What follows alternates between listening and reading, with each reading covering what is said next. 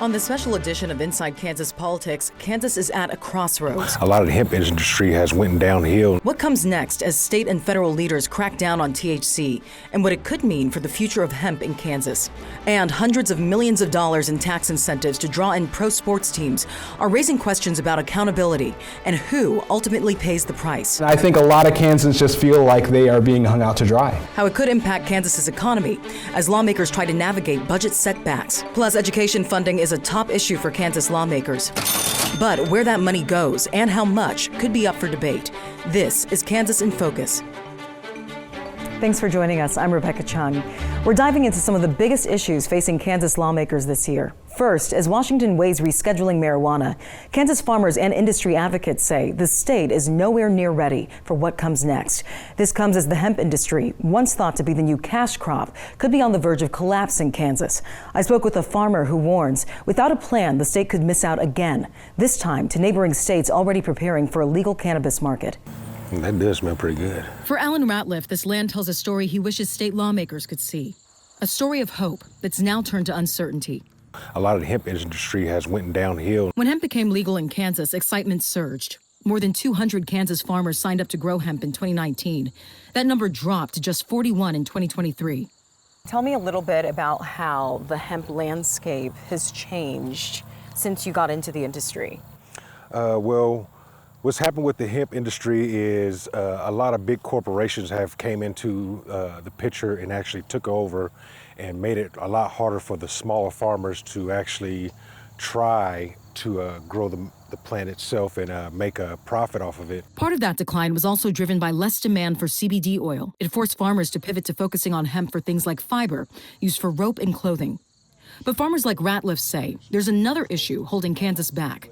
A lack of education about what hemp actually is and what it can do. A misconception some say is shaping policy even years after legalization. The hemp plant grows faster, it uses less water. It's an amazing plant. It's just not a lot of education from it. People don't know about it. At the same time, Kansas is cracking down on hemp-derived THC products like Delta 8 and Delta 9. A new federal rule changing the legal limit from 0.3% hemp-derived THC to 0.4 milligrams. This comes after several state attorneys general, including Kansas, argued the original threshold was too high, leading to intoxicating products and bad actors abusing the loophole. The KBI even raiding CBD shops across the state and taking products they say contain marijuana, despite some shop owners claiming certified lab results from their vendors show otherwise. Then the shop owners have showed us the COAs, and they show that these are under the 0.3% THC limit. So it's like, I'm trying to figure out. I don't know what they're showing you the COAs for, but the COAs really have nothing to do with the items that were seized, because the only things that were seized were specifically illegal under Kansas law, regardless of what any COA says.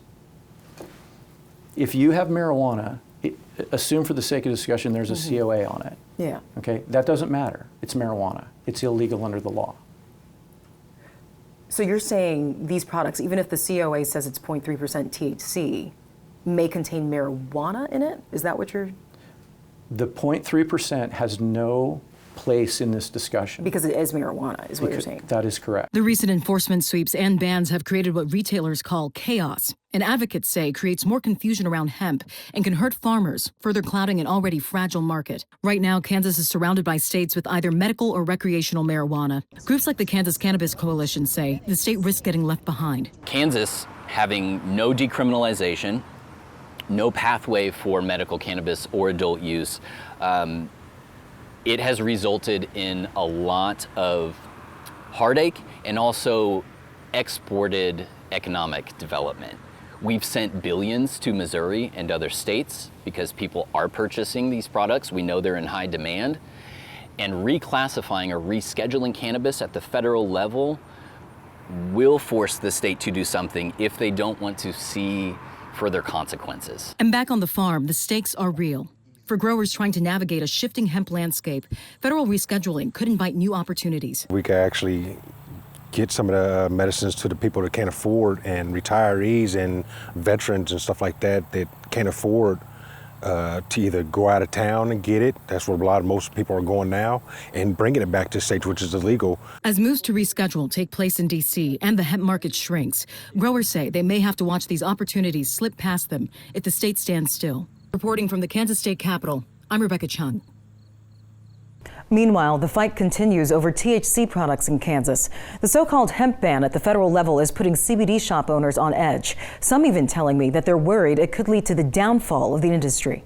Trevor Burdett owns several CBD shops across Kansas. We actually started selling broad spec items that have trace amounts of THC. Selling everything from THC drinks. This one is 100 milligrams of Delta-9 THC to candies. Different gummies. But all of that could soon be gone. Anything that's going to be full or broad spectrum is going to be illegal. Lawmakers in D.C. are deciding whether to close the loophole in the 2018 Farm Bill and cap the limit on hemp-derived THC products at 0.4 milligrams. It's not just total THC, it's what they consider any psychoactive cannabinoid.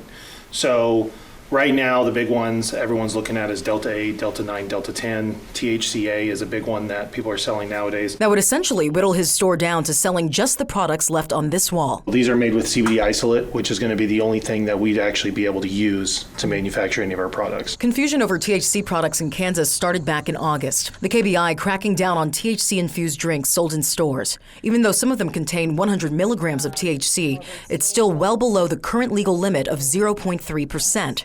But law enforcement says that rule is being exploited. 39 state attorneys general sending out this letter in October. They claim the federal rule is leading to shops selling unregulated products with, quote, intoxicating amounts of THC. Do you agree that there should be limits on how these products are regulated, given how much milligrams of THC are in them? Yeah, consumers need to know what's in them. They need to know how these products are going to interact with their body. There's a lot of public health education that has to go into play when we regulate products, and that has not happened in Kansas, unfortunately. We just have a one-size-fits-all, no, you can't have this, and that doesn't really serve the greater good of public health and trying to educate consumers about what may or may not be best for them. Still, industry advocates say changing the rule could put a strain on the hemp industry. Burdett says he's been in calls with lawmakers in D.C. asking about next steps, and right now, they're preparing for the worst. So customers, obviously, you get two different people. You get some people that are following it and others that aren't even aware.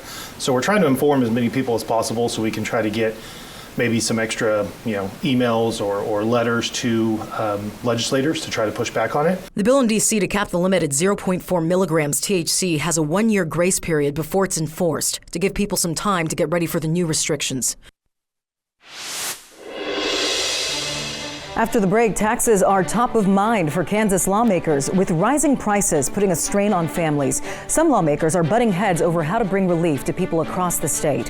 Where things stand now when we come back. This is Kansas in Focus.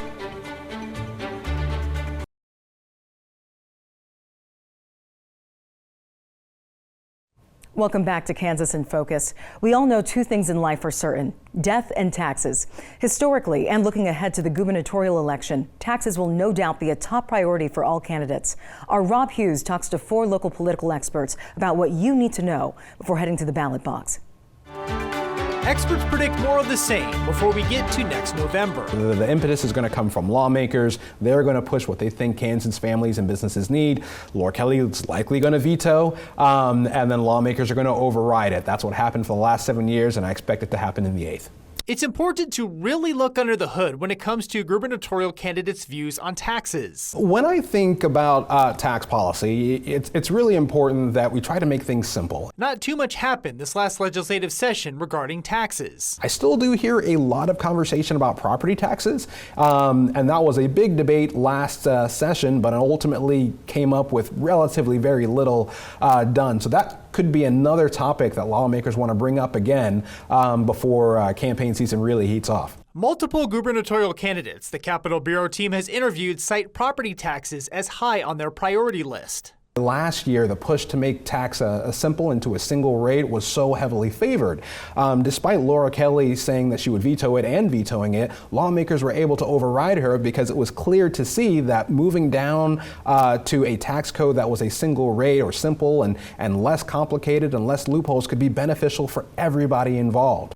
Economics professor Michael Austin says spending should grow with the economy, not ahead of the economy. He believes government should follow private sector growth. Make sure that private sector always grows faster, because if you do, then that means you get more tax revenues in, more than what you can spend, and you can reduce those deficits. Austin also mentions to always expect transparency with your tax dollars. We have to put some accountability in. If you have people, let's say, going to the Board of Tax Appeals and they're trying to fight their appraisals or fight their property taxes and they win, right? They should be rewarded for that, because if they, even if they do win, the current structure says the next year their property taxes will go back up. Why don't we try to find a way to lock that in? Or why don't we look at finding ways that we can sustainably lower property taxes? Meanwhile, Professor Bob Beatty revisits Governor Kelly's actions on taxes during her service as governor. Governor Kelly leans in really heavily on, I don't want to have all these tax cuts baked in, and then we have a recession in the United States, or a war here causes a big crash.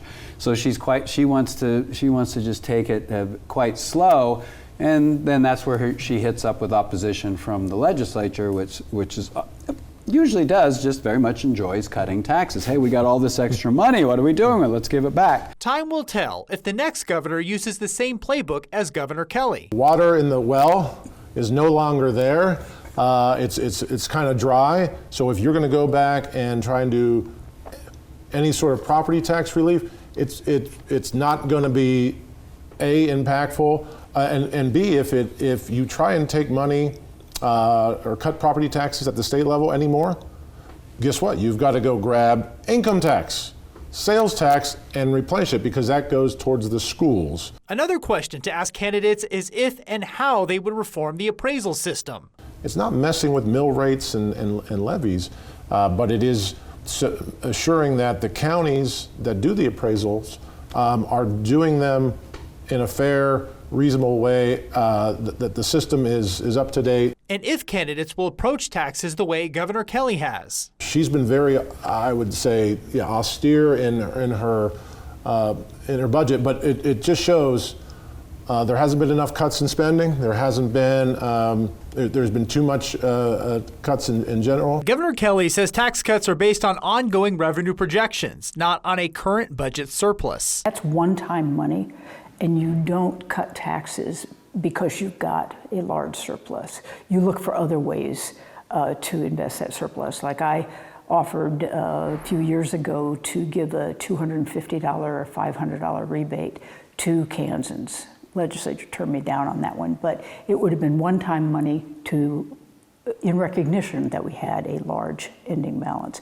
But you don't cut taxes on an ongoing basis based on those budget surpluses. However, economics professor Paul Byrne mentions the state currently has a healthy stabilization fund. We still have a positive fund balance in both the stabilization and the general fund, but we've run, I think in the current fiscal year, I think we're projected to spend 5.6% more than we're bringing in taxes. So over the longer term, I don't know how much you could offer in terms of additional tax cuts. Since the buck stops with the voter, time will tell if the candidate can deliver on what they promised. We'll hear more from them about a deal to secure pro sports teams in Kansas later on. But first, coming up, the debate over education funding heats up, where both sides stand on how that money is used and how it could impact Kansas schools for years to come. We'll be right back. This is Kansas in Focus.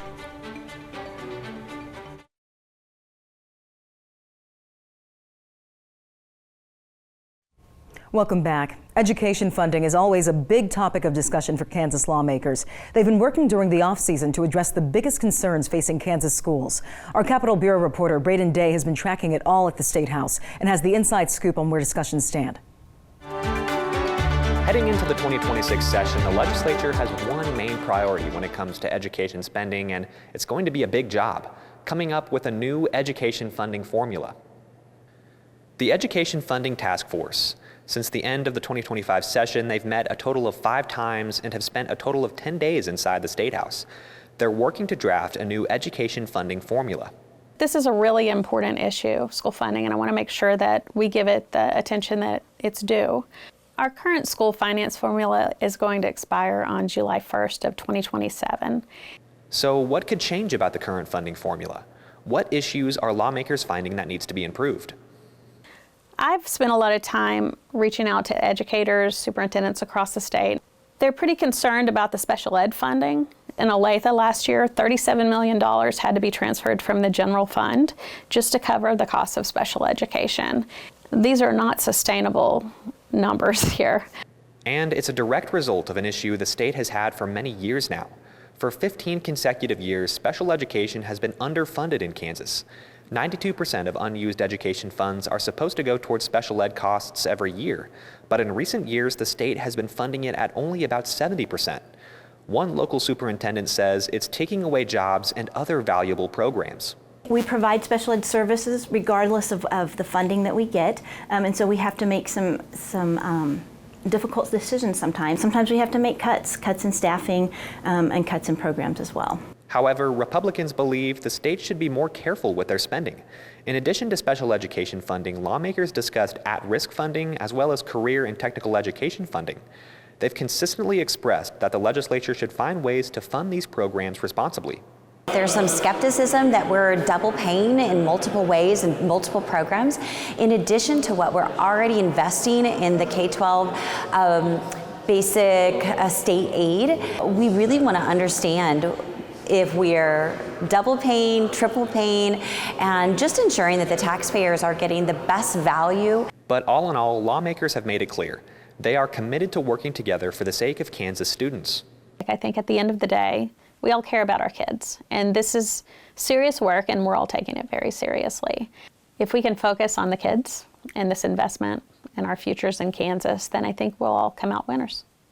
And so moving forward, there's no doubt that there's going to be some debate regarding special education funding as lawmakers work to find a new formula. Reporting from the Capitol, I'm Braden Day. When we come back, Kansas is throwing money at attracting pro sports teams. But could it pay off in the long run? Our panel of experts are back to weigh in. Stay with us. This is Kansas in Focus.